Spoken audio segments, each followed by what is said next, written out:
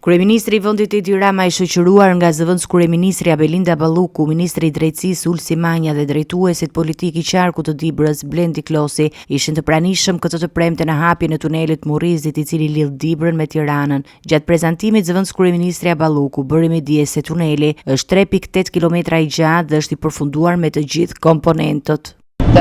Tuneli i Murrizit prej 3.8 kilometrash i gjatë është plotësisht i përfunduar në gjithë komponentët e tij. Domethënë dhe ana ndërtimore dhe elektromekanike, gjithçka është funksionale, kemi bërë testet mbrëm deri natën vonë. Nga ana tjetër edhe trupa e policisë rrugore e ka marrë tashmë detyrën për monitorimin. Gjithashtu këtu ndodhen të vendosura njësitë e zjarfikseve dhe gjithçka është ashtu siç duhet.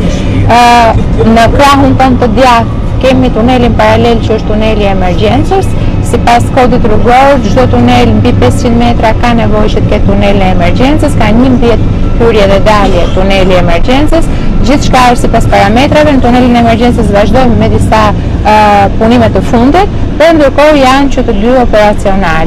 Nuk parashikohet që të ketë asnjë ndërprerje më të trafikut, duke qenë se siç jeni dhe ju ndjeni, e kemi mbajtur deri në detaj të fundit të mbyllur, sepse ky tunel ka pasur vështirësitë e tij, duke nisur nga gjeologjia dhe projektimi dhe gjithçka tjetër, por mund të themi që është një nga pjesët e krenarisë të infrastrukturës shqiptare padyshim. Ndërkohë kryeministri Edi Rama tha se muajin e ardhshëm do të hapet rruga Maqellar-Peshkopi. Tani duhet bërë edhe Maqellar-Peshkopia dhe nga Tirana ke shkallët ke legjendarja Strita Demi.